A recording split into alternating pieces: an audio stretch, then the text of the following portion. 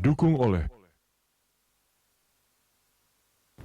Pemirsa, pada Inspirasi Ramadan kali ini kita akan membahas Islam dan demokrasi bersama pengamat politik Jayadi Hanan. Selamat sore, Mas Jayadi. Selamat sore. Gimana kabar? Alhamdulillah.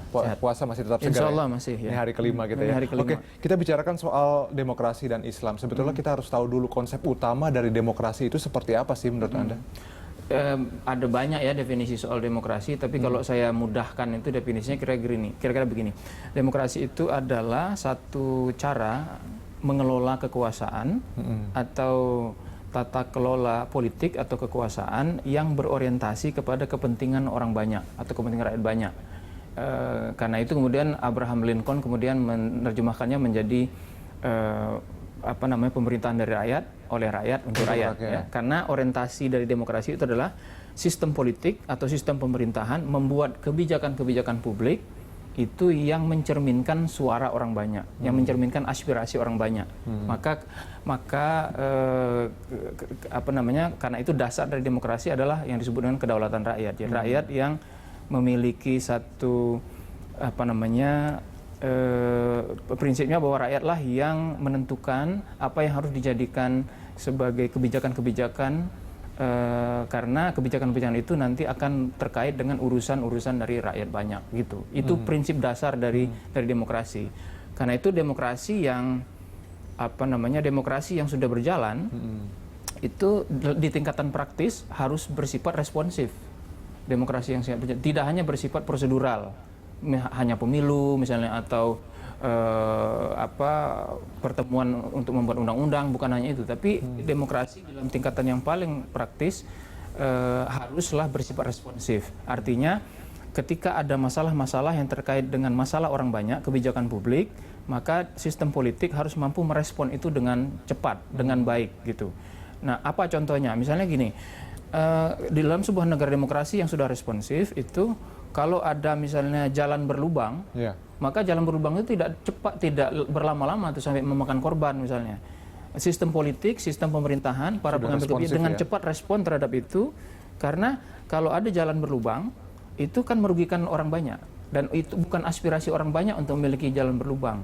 Nah, rakyat banyak ini sudah memberi mandat kepada pemerintahan, para pengambil kebijakan untuk menyelesaikannya dengan segera. Demokrasi harus responsif, begitu. Oke, nah kemudian pertanyaan selanjutnya adalah apakah kemudian sistem demokrasi itu sejalan dengan ajaran agama Islam? Memang ini topik yang seringkali kontroversial ya di dunia Islam. Tapi juga bukan hanya di dunia Islam, di dunia yang di dunia Barat pun hubungan antara agama dengan politik, agama dengan demokrasi itu seringkali dijadikan satu kontroversi.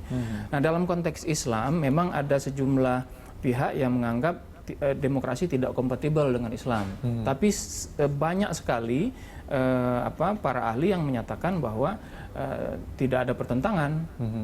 Ulama kontemporer seperti Yusuf Qaradawi misalnya mengatakan bahwa banyak kesesuaian antara demokrasi dengan Islam. Misalnya begini, demokrasi itu kan berorientasi pada kepentingan orang banyak, ya.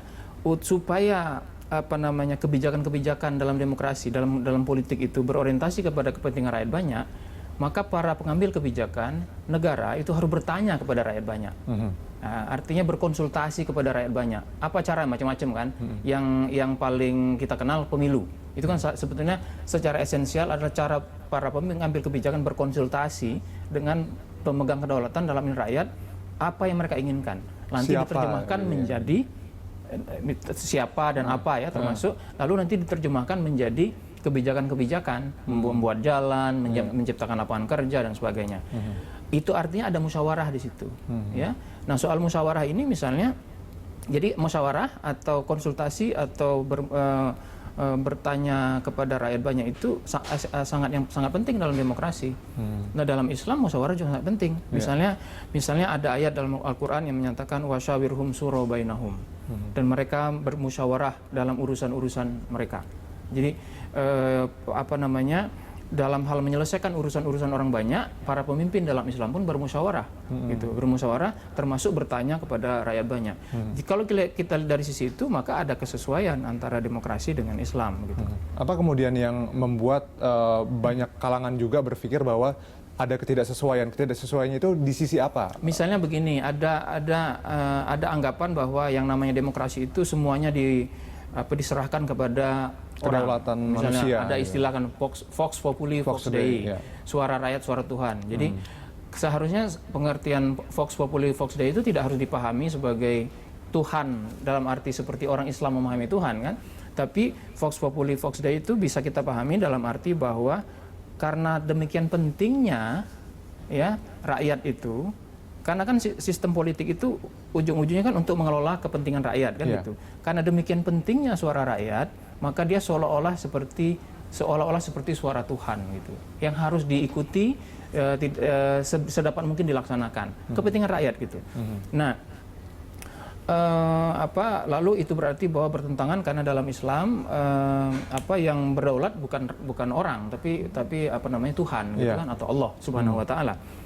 Tetapi itu kan tidak mesti bertentangan. Misalnya begini, sebagai implikasi dari kedaulatan rakyat itu, banyak orang beranggapan bahwa kalau nanti orang bermusyawarah dalam demokrasi lalu sama-sama sepakat untuk melawan Tuhan, itu kan boleh dalam demokrasi gitu. Iya, mungkin itu kritik yang ada logiknya ya. Tetapi begini, kalau misalnya di Indonesia nih, semua orang religius, orangnya bertuhan, ya kan? Lalu mereka bermusyawarah tentang melaksanakan sesuatu, mengambil keputusan. Mungkin nggak mereka mengambil keputusan secara bersama-sama untuk melawan Tuhan? Kan tidak. Tidak mungkin. Tidak kan? Karena mereka orang yang religius. Jadi dari sisi itu saya kira demokrasi harus dipahami dalam konteks bahwa demokrasi itu adalah satu cara atau tata kelola mengurus kekuasaan atau mengelola politik yang diupayakan untuk berorientasi kepada apa yang diinginkan oleh masyarakat banyak, yang kita sebut dengan kedaulatan rakyat itu gitu. Oke, artinya sebetulnya Islam sebagai sebuah agama dan kemudian demokrasi sebagai sebuah sistem ketatanegaraan itu bisa berjalan berdampingan kan? Bisa, buktinya di Indonesia kan bisa berjalan berdampingan gitu. Sebagian besar rakyat Indonesia yang beragama Islam itu kan menganggap bahwa demokrasi saat ini adalah sistem yang terbaik dibanding yang lain yang ada gitu kan.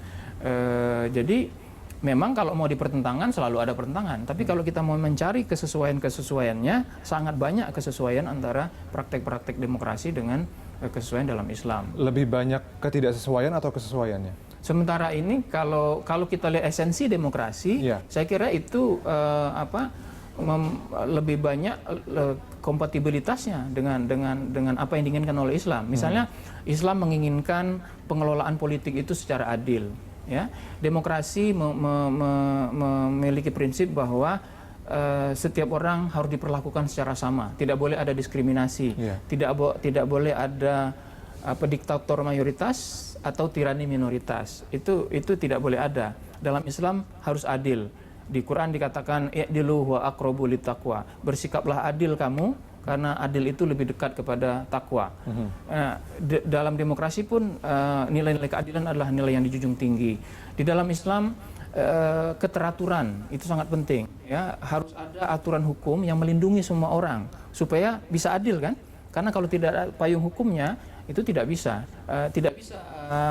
Islam dilaksanakan tanpa ada hukum yang berlaku. Konstitusi bahasa modernnya. Dalam demokrasi tidak mungkin kita melaksanakan sistem pemerintahan, tidak mungkin melaksanakan keadilan, tidak mungkin kita mengutamakan kepentingan rakyat banyak kalau tidak ada hukum yang memayunginya. Kemudian di dalam Islam musyawarah itu sangat penting. Menjalankan urusan-urusan bersama itu harus dimusyawarahkan satu sama lain. Banyak ayat yang bicara soal itu, antara lain ya wasawirhum syura bainahum itu. Dalam demokrasi partisipasi rakyat menjadi sangat penting.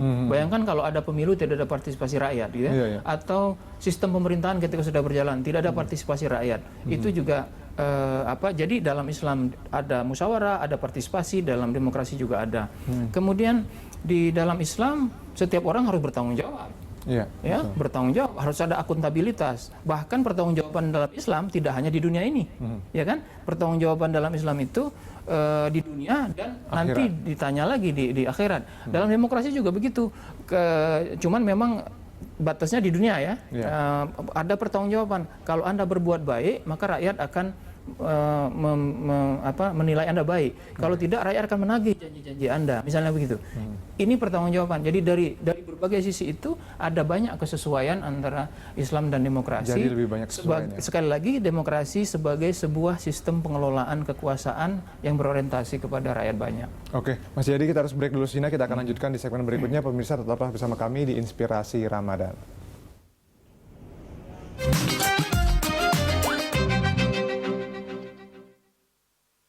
Didukung oleh